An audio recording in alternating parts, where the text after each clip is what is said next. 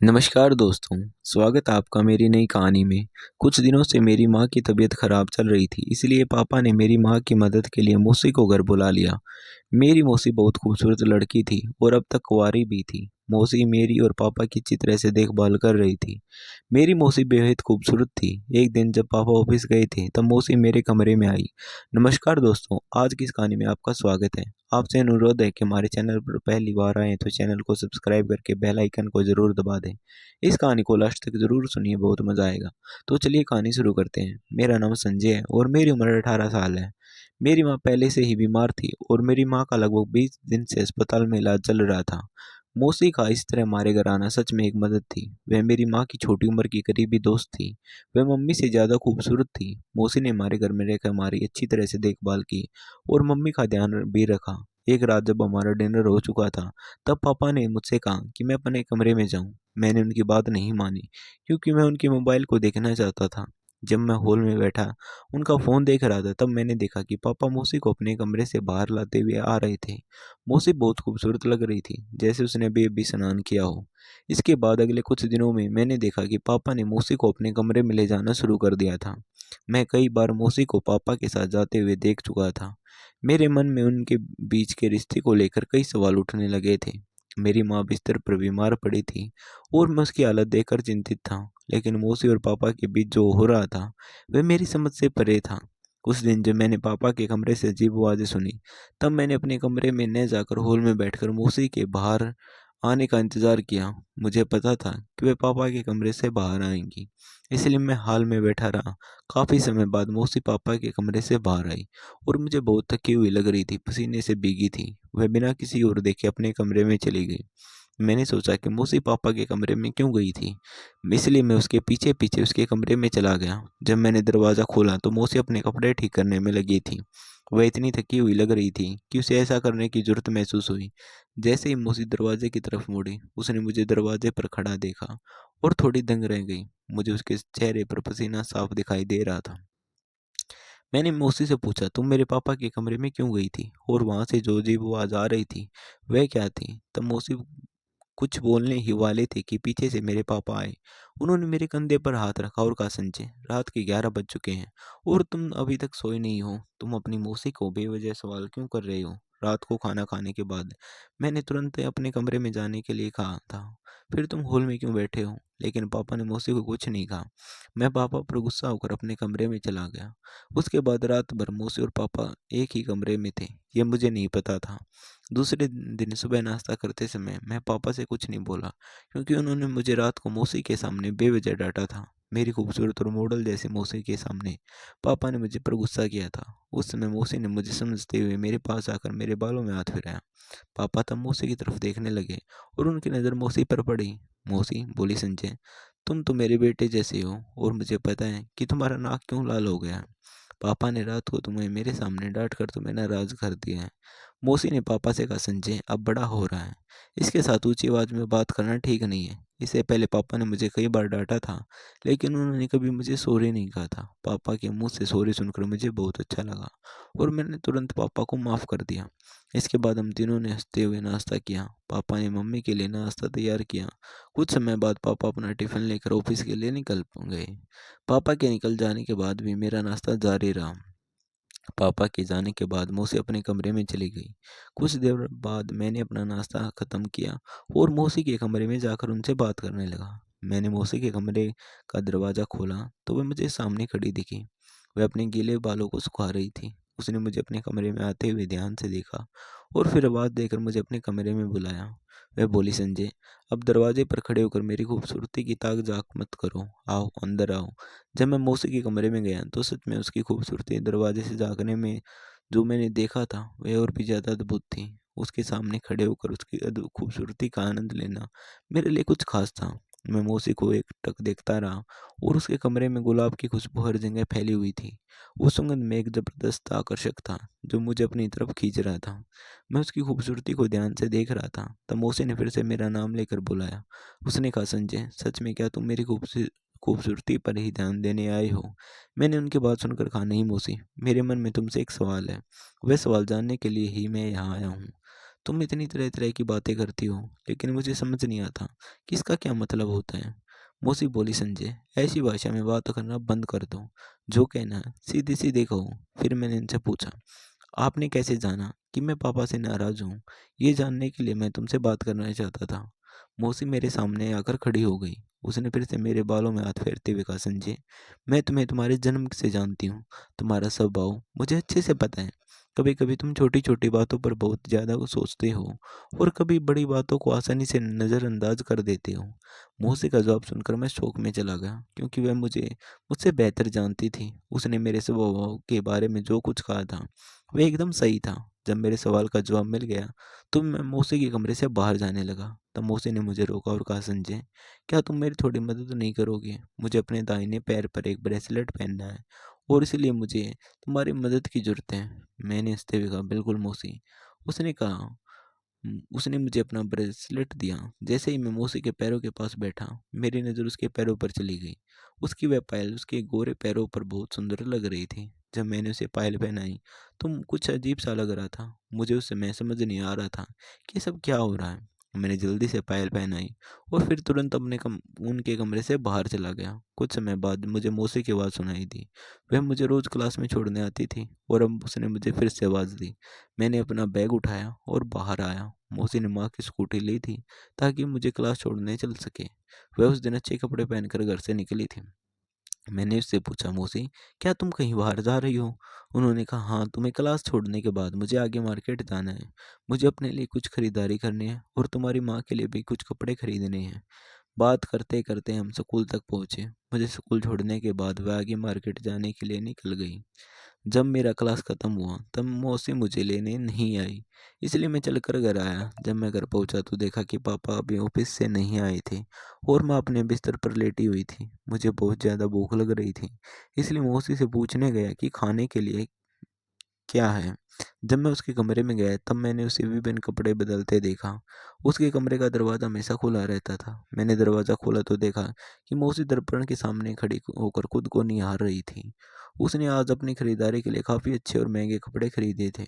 उसके बिस्तर पर कई छोटे छोटे कपड़े रखे थे और वह फिर से बार बार अपने नए कपड़ों को बदल कर देख रही थी। मैंने कहा, मौसी, ये कपड़े तुमने खरीदे हैं? तब मौसी ने कहा, इनमें से कौन सा ड्रेस मुझ पर ज़्यादा अच्छा लगता है?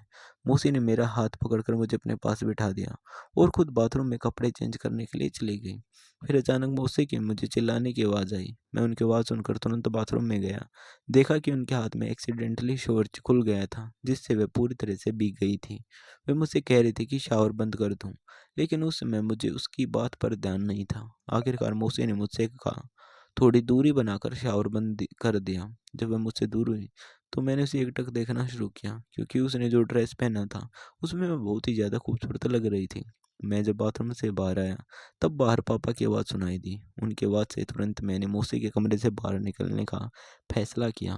मौसी ने जाते जाते मुझसे पूछा, अरे संजय, मुझे जवाब देना मत भूलना कि मैंने जो ड्रेस पहना है उसमें से कौन सा ड्रेस मुझ पर अच्छा लग रहा है। मैंने कहा, तुम अभी जो ड्रेस पहने हुए हो उसमें तुम सबसे ज़्यादा सुंदर लग रही हो। और फिर मैं उनके कमरे से बाहर निकल गया। पापा के देखने से पहले मैं चुपचाप अपने कमरे में चला गया। उस दिन रात का खाना खाने के बाद मैं तुरंत अपने कमरे में चला गया, क्योंकि मुझे पापा से बात नहीं करनी थी। मैंने अपने कमरे में जाकर देखा, लेकिन मुझे नींद नहीं आ रही थी। मुझे ऐसा लग रहा था कि हमारे घर में कुछ गलत हो रहा है। जब मैं अपने कमरे से बाहर आया तब मैंने देखा कि माँ के कमरे का दरवाज़ा थोड़ा सा खुला था, लेकिन पापा वहाँ कहीं भी नहीं दिखाई दे रहे थे। मेरी नज़र मौसी के कमरे पर गई और वहाँ भी दरवाज़ा थोड़ा सा खुला था। मौसी अब भी उसी नाइट गाउन में खड़ी थी, जिसमें वह दोपहर में पूरी तरह से भीग गई थी। मुझे समझ नहीं आ रहा था कि पापा इतनी रात को मौसी के कमरे में क्या कर रहे हैं। पापा का हाथ मौसी के कंधे पर नजर आया। जैसे ही वे कमरे से बाहर निकलने के लिए मुड़ने लगे, मैंने वहाँ से हटने का फैसला किया। पापा जल्दी से बाहर निकल गए और अपने कमरे में चले गए। मैं फिर से मौसी के कमरे में झाँकने लगा। वह अपने बिस्तर पर चेहरा हाथ में लिए बैठी थी। उसकी खैरियत पूछने के लिए मैंने उसके कमरे में कदम रखा और जब मैं अंदर गया तो दरवाज़ा बंद कर दिया। मौसी ने मुझे देखकर कहा, संजय, तुम अभी तक सोए नहीं? मैंने कहा, मुझे नींद नहीं आ रही थी, इसलिए मैं तुमसे गप्पे मारने आया हूँ। मौसी बोली, मुझे भी नींद नहीं आ रही।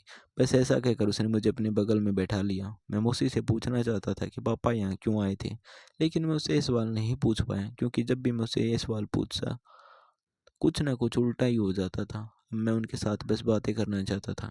इसलिए मैंने तय किया कि मैं उससे एक और सवाल पूछूंगा। मैंने कहा, मौसी, मैं तुमसे एक सवाल पूछना चाहता हूँ। तुम इतनी सुंदर हो, फिर भी अब तक तुमने शादी क्यों नहीं की? वह मुस्कुराते हुए बोली, संजय, मैं शादी न करने का बहुत बड़ा कारण है, शायद तुम इसे समझ नहीं पाओगी। अरे, मुझे मंगल है, और मंगल वाली लड़की को मंगल वाले लड़के से ही शादी करनी चाहिए। आज तक मुझे मेरे जैसे मंगल वाला लड़का नहीं मिला, इसलिए मैं अभी तक कुंवारी हूँ। मैंने कहा, मौसी, तुम मेरी माँ की इतनी करीबी दोस्त हो, तुम्हें कभी न कभी ऐसा तो लगा होगा कि तुम्हारा भी एक परिवार होना चाहिए। उसने कहा, अरे, तुम्हारी माँ का परिवार तो मेरा ही परिवार है। और अचानक उसका चेहरा भारी हो गया। मैंने कहा, मुझे ऐसा लगता है कि तुम कुछ छुपा रही हो। उसने कहा, मैं तुम्हारे परिवार को अपना परिवार मानकर खुद को समझा लेती हूँ, लेकिन मुझे कभी कभी पति की भी जरूरत महसूस होती है। पर तुम ये चीज़ समझ में नहीं आएंगी, क्योंकि तुम अभी छोटे हो। मैंने कहा, मौसी, मैं बिल्कुल छोटा नहीं हूँ, मैं तो अब बड़ा हो गया हूँ। तुमने ही तो पापा को बताया था कि इस घर में तुम ही एकमात्र हो जिनके पास मेरे लिए दिल की बात कहने का समय है, क्योंकि पापा के पास तो मुझे समझने का समय नहीं है। वह बोली, अब तुम जिद कर रहे हो तो मैं तुम्हें बताती हूँ कि तुम्हारे पापा तुम्हें छोटा क्यों समझते हैं। फिर उसने कहा, मुझे कभी कभी ऐसा लगता है कि मेरे जीवन में कोई ऐसा पुरुष होना चाहिए जो मेरी परवाह करे और मुझ पर प्यार लुटाए। जब वह बातें कर रही थी, उसने मेरा हाथ पकड़ रखा था। मुझे लगता था मौसी हमेशा ऐसे ही टिप टॉप रहती हैं, इसलिए मेरे पापा उनके पीछे पीछे रहते हैं। मौसी फिर बोली, संजय, तुम अब बड़े हो गए हो, तुम सब कुछ कर सकते हो। मैंने मौसी से कहा, मौसी, तुम्हें मुझसे क्या चाहिए जो तुम मेरी बढ़ती उम्र की बात कर रही हो? उन्होंने कहा, तुम ये नहीं समझ में आएगा, मुझे सब कुछ तुम्हें समझाकर बताना होगा। फिर वह उठकर अपने कमरे से बाहर चली गई। कुछ मिनट बाद वह वापस आई। उसके हाथ में दूध का एक गिलास था। उसने मेरा हाथ आगे बढ़ाकर वह गिलास मुझे दिया और एक गोली भी दी। मौसी ने कहा, तुम सच में बड़े हो गए हो, यह गोली लेते ही तुम्हें कुछ और महसूस होगा। मुझे समझ नहीं आ रहा था कि मुझे क्या करना चाहिए। मैंने सुबह नींद में उठते ही देखा कि मैं अकेला ही सोया हुआ था। पापा ऑफिस से चले गए थे। फिर दोपहर में मैं मौसी के कमरे में गया। अब भी वह तैयार होकर फ़ोन देख रही थी। जब मैं उसके पास गया तो उसने मुझे रोका और कहा, तुम्हें पहले एक काम करना होगा। तुम्हें अपने पापा को मुझसे शादी के लिए मनाना होगा। तुम्हारे पापा को एक अच्छी बीवी और तुम्हें ख्याल रखने वाली माँ की ज़रूरत है। अगर मैं इस घर में स्थायी रूप से रहने आई तो मैं तुम्हें और तुम्हारे परिवार को हमेशा खुश रखूँगी। अब तुम बड़े हो गए हो, तुम्हें अपने पापा के अकेलेपन का दुःख को समझना चाहिए। मौसी बहुत समझदार थी और वह मुझसे साथ-साथ पापा को भी खुश करने की सोच रही थी। मैंने मौसी से कहा कि मैं उसे अपनी माँ बनाना नहीं चाहता। तब उसने मुझे धमकी देते हुए कहा, अगर तुमने अपने पापा को मुझसे शादी के लिए नहीं कहा तो मैं रात में जो कुछ भी हुआ था वह सब तेरे पापा को भी बता दूंगी। मैं उनकी बात पर हंस पड़ा। उसे मेरी हंसी का कारण समझ नहीं आया। मैंने कहा, मौसी, तुमने मेरे पापा को कुछ भी बताया तो वह तुम पर ही विश्वास नहीं करेंगे, उल्टा वह तुम्हें इस घर से निकाल देंगे। फिर मैंने उसे मेरे पापा को फ़ोन करके बताया। अगले मिनट में पापा मौसी के कमरे में आ गए। उन्हें देखकर मौसी शॉक हो गई। उन्होंने पापा को बताना शुरू किया कि मैंने उनके साथ कुछ गलत किया है, लेकिन पापा ने मौसी की बात पर विश्वास नहीं किया। पापा बोले, संजय को सब कुछ पता है कि तुम यहाँ क्यों आई हो, किस लिए आई हो। तुम अपने स्वार्थ के लिए संजय का भी इस्तेमाल कर रही हो। मैं बार बार पापा और मौसी को एक साथ कमरे में जाते हुए देख रहा था। मैंने पापा से पूछा कि वह मौसी के कमरे में क्या करते हैं। तब पापा ने बताया, वह मौसी को रात में मेरी माँ के लिए ड्रेसिंग के लिए बुलाते थे। वह जो चिल्लाने की आवाज़ थी वह मेरी माँ की थी, क्योंकि उन्हें दर्द हो रहा था। मौसी को पापा पर एक तरफा प्यार था और इसलिए आज तक शादी नहीं की थी। मौसी माँ की अच्छी दोस्त थी और ताकि उनकी दोस्ती न टूटे, पापा ने मौसी का सच माँ से छिपा रखा था। मौसी ने कभी भी नहीं सोचा था कि उसकी दोस्त की बीमारी का फ़ायदा उठाना सही होगा या गलत है।